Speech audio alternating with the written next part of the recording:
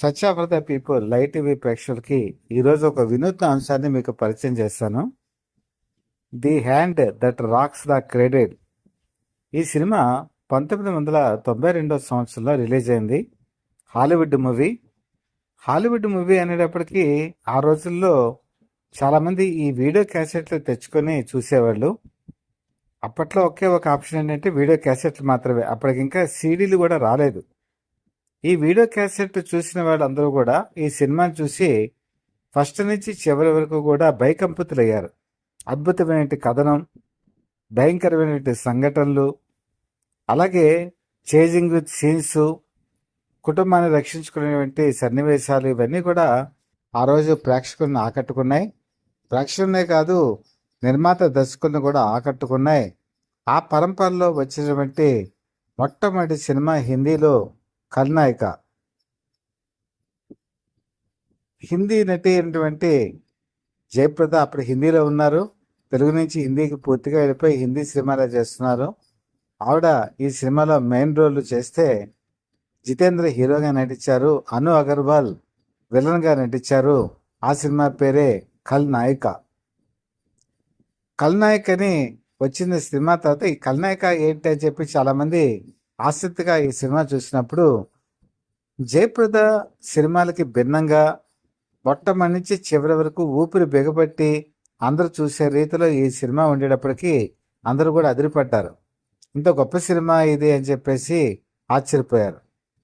అయితే ఒక హిందీ సినిమా గురించి మనం ఈరోజు ఎందుకు చెప్పుకుంటున్నామంటే, ఇదే సినిమాని 2009 సంవత్సరంలో సూపర్ స్టార్ కృష్ణ కుమార్తె అయిన ఘట్టమనేని మంజుల చార్మిని విలన్గా పెట్టి కావ్యాస్ డైరీ అని చెప్పి సినిమా తీశారు. ఇది కూడా ఒక విధంగా చెప్పాలంటే ఈ ఆంగ్ల చిత్రానికి, హాలీవుడ్ చిత్రానికి స్ఫూర్తి. దాదాపుగా ఖల్నాయక సినిమా అదే ఆధారంగా రూపొందింది కాబట్టి ఈ రెండు సినిమాలు మనకు ఒకే రకంగా కనిపిస్తాయి.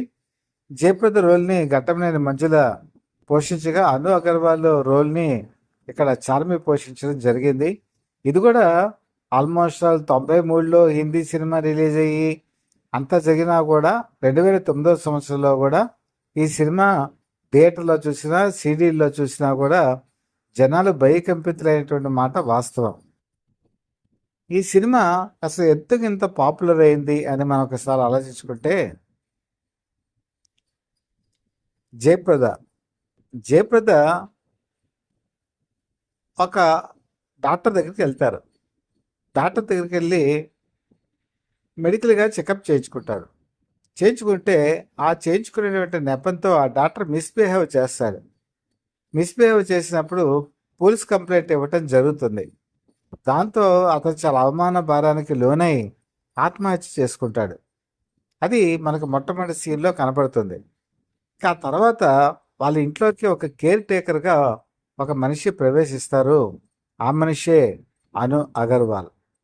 వచ్చినప్పటి నుంచి ఆమె ప్రవర్తన అనుమానాస్పదంగా ఉంటుంది, అలాగే సందేహాస్పదంగా ఉంటుంది. అలాగే కొన్ని ఇన్సిడెంట్స్ జరిగిన తర్వాత ఆ ఇంట్లో ఒక మిస్టీరియస్ పర్సన్ ఎవరో ఏదో చేస్తున్నట్టుగా జయప్రదకి అనిపిస్తూ ఉంటుంది. కానీ ఆ వ్యక్తి ఎవరో తెలియదు.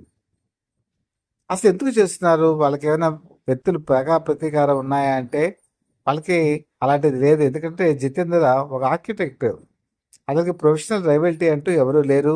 అలాగే జయప్రద కూడా ఎవరు ఉండరు. మరి ఎవరై ఉంటారు అన్నటువంటి సందర్భంలో జయప్రదకి ఆస్తమా ప్రాబ్లం ఉంటుంది. ఆస్తమా ప్రాబ్లం ఉన్నప్పుడు ఈ ఇన్హేలర్స్ ఏం చేస్తారంటే ఆవిడ డిఫరెంట్ ప్లేసెస్లో పెట్టుకుంటారు. ఒక చోట అయిపోయినా కూడా రెండో చోట ఉంటుంది, రెండో చోట అయిపోయినా కూడా మూడో చోట ఉంటుందని. ఒకసారి ఆస్తమా ఎఫెక్ట్ వచ్చినప్పుడు ఇంట్లో అన్ని చోట్ల వెతికితే ప్రతి చోట కూడా ఇన్హేలర్ అయిపోయి ఉంటుంది. కానీ లక్కీగా ఆవిడ చేసిన ఒక చోట మాత్రం ఆ ఇన్హేలర్ మాత్రం ఆ లోపల కంటెంట్ ఉంటుంది. దాంతో ఆవిడ బతికి బయటపడతారు. అప్పుడు ఆవిడ అనుమానం బలపడుతుంది, ఎవరు చేస్తున్నారు ఇది. ఇన్హేలర్స్ ఎన్ని చోట్ల పెట్టినప్పుడు ఎవరో ఒకళ్ళు కావాలని చేయకుండా మానరు అనేటువంటి అభిప్రాయం వస్తుంది. ఈ సినిమా ఇలాంటి ఇన్సిడెంట్స్, మిస్టీరియస్ ఇన్సిడెంట్స్ జరుగుతున్న కొద్దీ ఒక హత్యలు కూడా జరుగుతూ ఉంటాయి. ఆ కుటుంబంలో జరిగినటువంటి ఒక హత్య కూడా జయప్రదని భయకంపితుల్ని చేస్తుంది.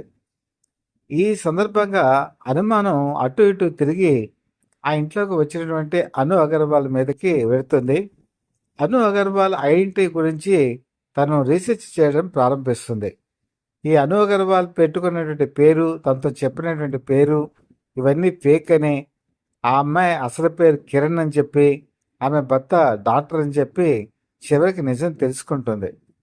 ఆ డాక్టర్ ఎవరే కాదు, తను ఎవరైతే ఆ రోజు కంప్లైంట్ ఇచ్చి అతను ఆత్మహత్య చేసుకున్నాడో ఆ డాక్టర్ భార్య అని, తన కుటుంబాన్ని నాశనం చేయడానికి కేర్ టేకర్గా తన ఇంట్లోకి వచ్చిందని తను గ్రహించగలుగుతుంది. గ్రహించేటప్పటికే చెయ్యి దాటిపోతుంది.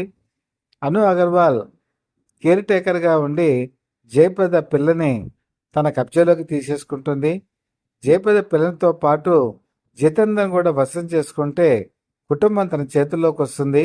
తను కోల్పోయినటువంటి అందమైన జీవితం మళ్ళీ తనకు వచ్చేస్తుంది. ఒక జయప్రదను గనక పూర్తిగా అడ్డు తొలగించుకుంటే ఆ ఇంటికి తనే మహారాణి అవుతుంది అన్న ఒక ఉద్దేశం ఆ అమ్మాయిలోకి ఎప్పుడైతే ప్రవేశించిందో ఇక టార్గెట్ జయప్రదే అవుతుంది. జయప్రదని చంపడమే మిగిలి ఉంటుంది. నిజంగా క్లైమాక్స్ సీన్ వచ్చేటప్పటికి ఆ పనే చేస్తుంది అను అగర్వాల్. చంపడానికే ప్రయత్నం చేస్తుంది. ఒక విధంగా బలహీనురాలుగా ఉన్నటువంటి జయప్రద, ఆస్తమా ఎఫెక్ట్గా ఉన్నటువంటి జయప్రద చివరి క్షణాల్లో బలంగా ఉన్నటువంటి అను అగర్వాల్ని ఎలా ఎదుర్కొంటుంది, తన కుటుంబాన్ని ఎలా కాపాడుకుంటుంది, తన భర్తని ఎలా కాపాడుకుంటుంది, పిల్లాడిని ఎలా కాపాడుకుంటుంది.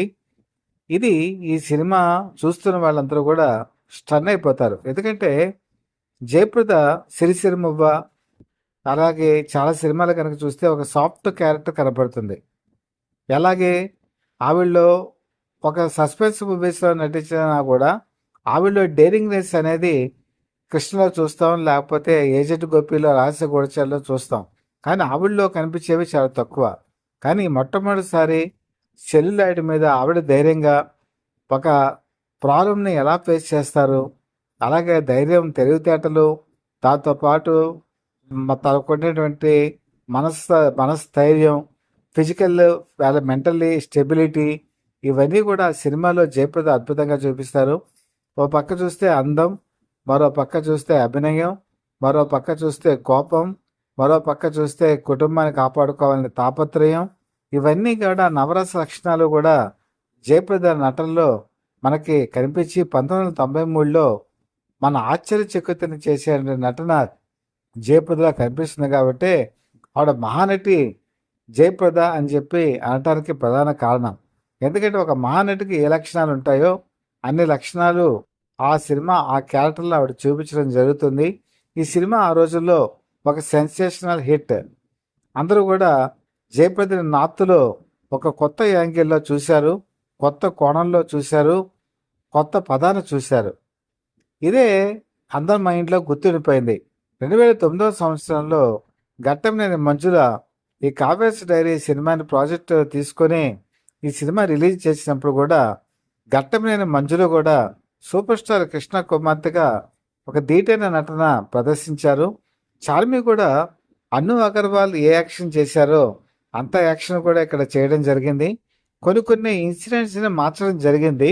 కానీ నేను చెప్పినట్టు కొన్ని ఇన్సిడెంట్స్ సీక్వెన్స్ల ద్వారా ఘట్టంనేని మంజుల కూడా తన ఇంట్లోకి ప్రవేశించిన వ్యక్తి ఆ వ్యక్తి అని గ్రహించగలటం. క్లైమాక్స్ కూడా సేమ్ మీకు నేను చెప్పినట్టు ఖల్నాయకలా ఎలా ఉంటుందో అలాంటి సీక్వెన్సే ఉంటుంది. ఇంకొంచెం ఇంప్రూవ్మెంట్, ఎలాబరేట్గా ఈ సినిమాని తీయటం జరిగింది. ఓవరాల్గా కావ్యాస్ డైరీ కూడా చాలా అద్భుతంగా అనిపిస్తుంది. ఘట్టంనేని మంజుల కూడా సూపర్ స్టార్ కృష్ణకి వారసురాలుగా ఎదిగింది ఆవిడ. ఆమె నటనలో మెచ్యూరిటీ ఉంది, ఆమె నటనలో ఒక పరిపూర్ణ స్థాయికి రీచ్ అయ్యిందని చెప్పి ఆ రోజు అనుకోవడం జరిగింది.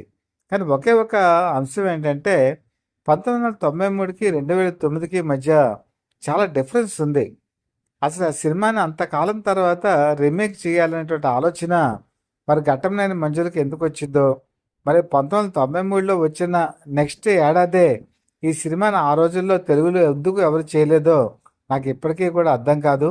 చాలా మంచి సినిమా అది. అంతకాలం ఆ ప్రాజెక్టుని ఎవరూ కూడా టేకప్ చేయలేదు.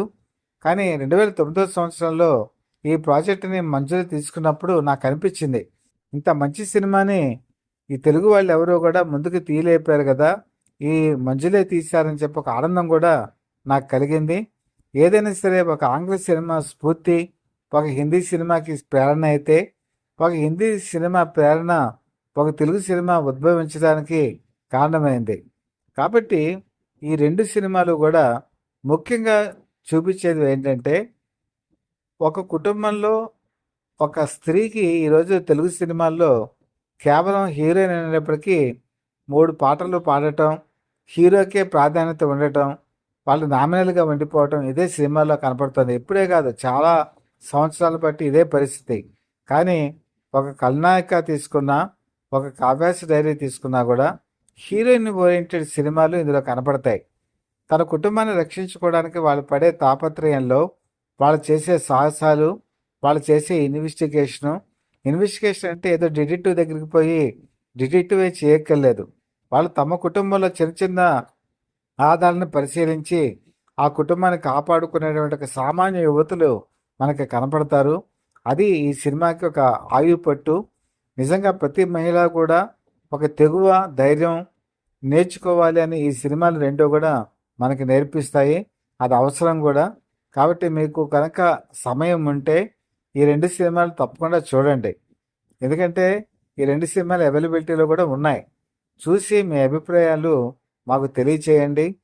తెలియజేసి ముఖ్యంగా జయప్రద యాక్షను, అలాగే ఘట్టమనేని మంజుల యాక్షను కంపేర్ చేసుకుంటే రెండు కూడా సమాన స్థాయిలో ఉండటం ఇక్కడ గమనార్హం. కాబట్టి మీ విలువైనటువంటి కామెంట్స్ని తెలియజేస్తూ ఈ ఛానల్ని సబ్స్క్రైబ్ చేసుకోండి. సబ్స్క్రైబ్ చేసుకోవడం చాలా ఇంపార్టెంటు. మేము ఏ కొత్త విషయాలు చెప్పినా కూడా మీకు అలర్ట్స్ రూపంలో అందుతుంది. అలాగే మీ ఎప్పుడూ కూడా మంచి విషయాలు, నూతన విషయాలు మీకు ఎప్పటికప్పుడు తెలియజేస్తానని మనస్ఫూర్తిగా తెలియజేసుకుంటూ, మీ మిత్రుడు శ్రేయోభిలాషి Satyavarada people live TV chief editor DVSS Krishnaprasad.